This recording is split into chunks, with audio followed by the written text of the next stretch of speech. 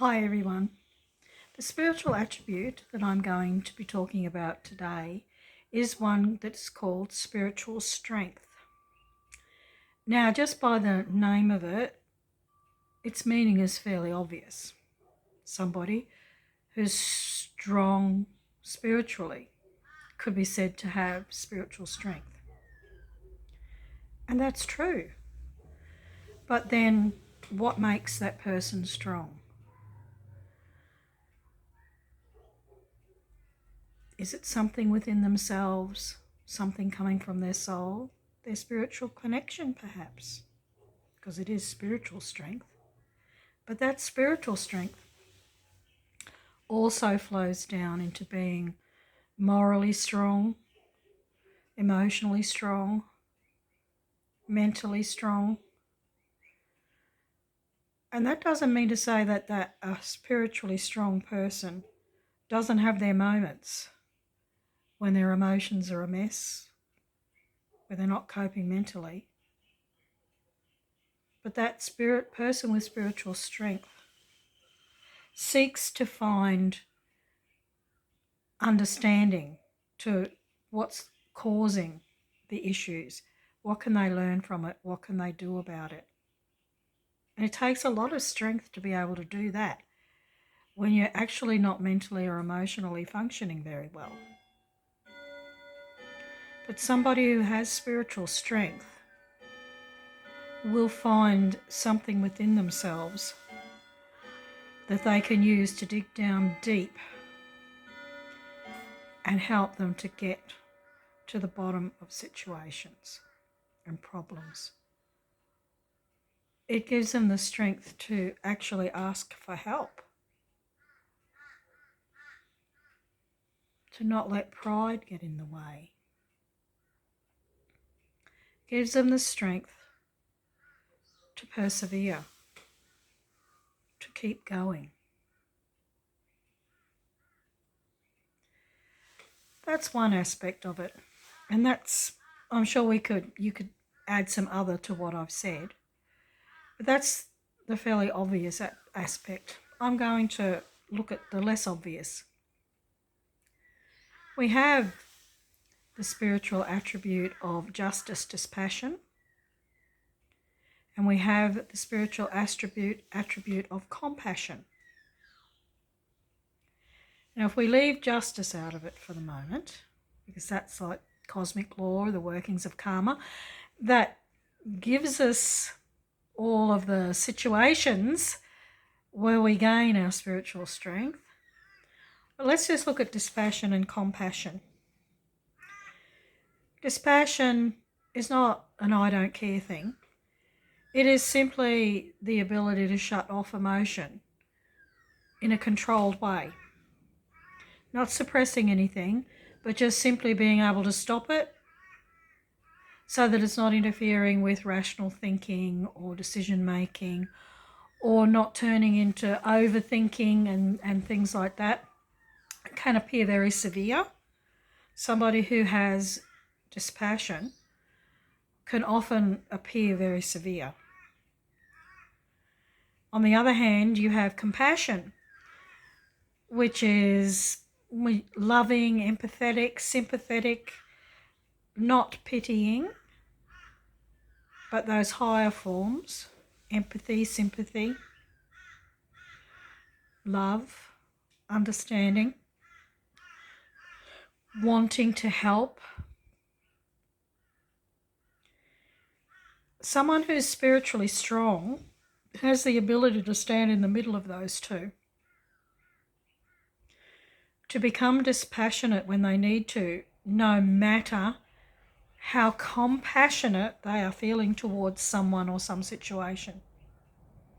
They just know that they have to switch off, either for their own sake or for the sake of others.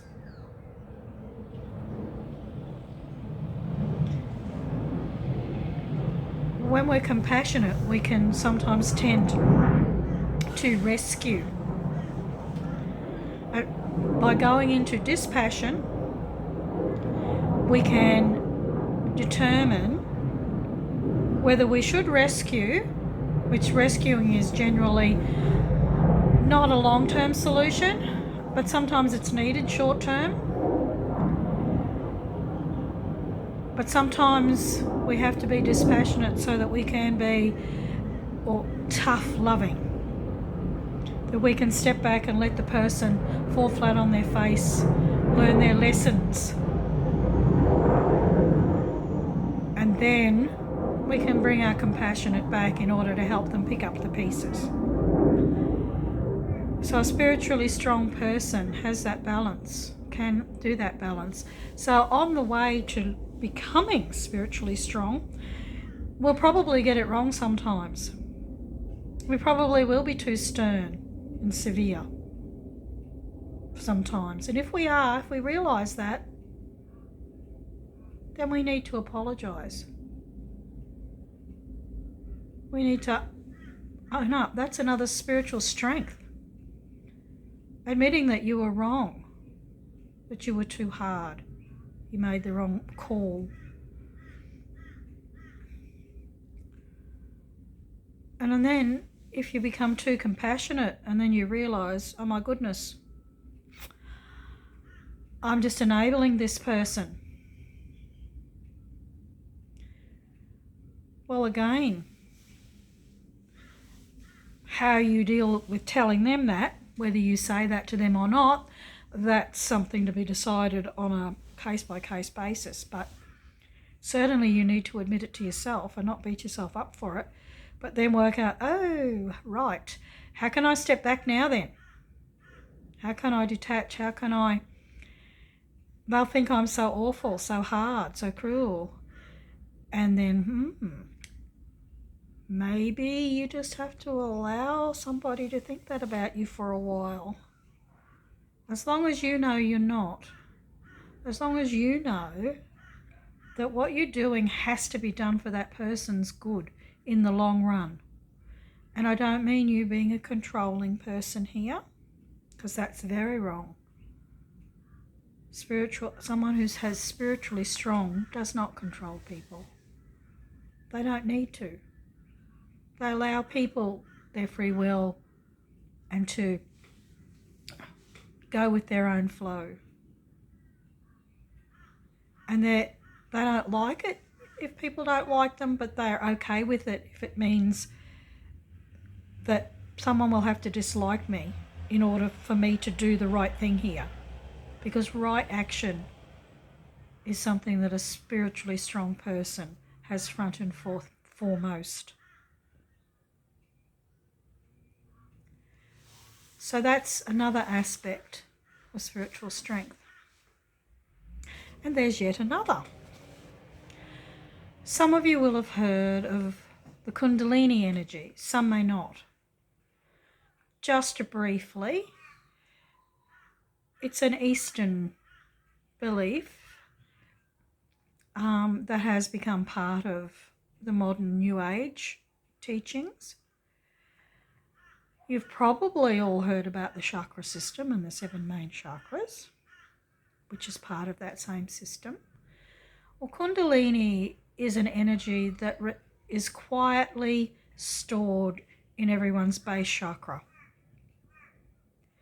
And as we start to grow spiritually, that energy starts to rise and it burns through the sheaths that are around the energy centers.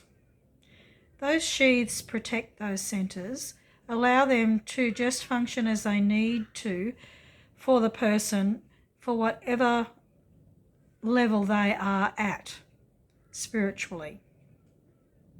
So some people's chakras are partially opened, fully opened, not really opened much at all, except for basic functioning. So as a person progresses along their spiritual path, learning and growing and evolving, the Kundalini energy starts to burst out from the base and rise up through the sacral and the solar plexus and the heart, the throat, the brow and into the crown. And the symbology is that of a coiled snake coiled in the base, and as it rises, it is represented by the snake rising up through until eventually its tail is in the base center and its head is in the crown. That's just symbolism. Now, Kundalini rising will happen naturally as you progress. There is a form of yoga that focuses on raising it. Now, I don't practice that. I don't know a lot about it. I know enough to know that it is complex and it is very disciplined. And if you want to raise your Kundalini without just using your spiritual growth and development to do it, then you will really have to take up that form of yoga and do it properly. Just focusing on your base center and trying to force the energy to rise. Some people do have success with that, but most often with disastrous results. Sometimes it will rise so far, but it burns through prematurely, which can bring about physical illnesses or ailments in the parts of the body that are close to those centers. It can even cause mental derangements and things like that. It's very potent, and it can be very potent for good, positive growth, evolution, and healing. But if it's forced to rise prematurely, it can be very dangerous to your well-being. So a spiritually strong person is not necessarily someone who has a fully awakened and risen Kundalini. Obviously, that person would be spiritually strong. But you can have spiritual strength all along the way.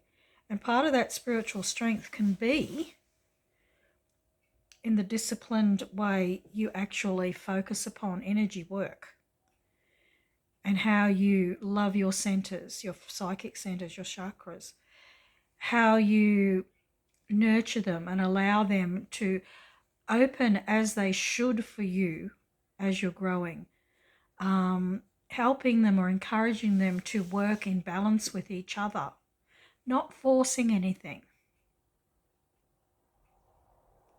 So focusing on a fully functioning, well-balanced, healthy chakra system, and not just the 7 major ones, but the whole system. And you can do that with your way of life, bringing more discipline into your life, to do with eating, sleep, all sorts of health things, sleeping, how you think about things, what we were talking about before, that balance between dispassion and compassion. That's a disciplined thing. Discipline is very important for spiritual growth and development, but it's not to be taken to extremes. Human beings tend to take everything to an extreme. When I talk about discipline on the spiritual path, I don't mean denying yourself everything. I'm talking about healthy discipline and disciplining yourself to follow healthy habits for a healthy life. So basically nothing in excess, everything in moderation. And it takes a lot of strength to do that. It really does, particularly in our world that we live in, with all of the things that are available to us. So keep that in mind. Everything in moderation, nothing in excess. Focus on your spiritual growth, your spiritual awakening, the expansion of consciousness, healthy chakra system, healthy attitudes, loving yourself.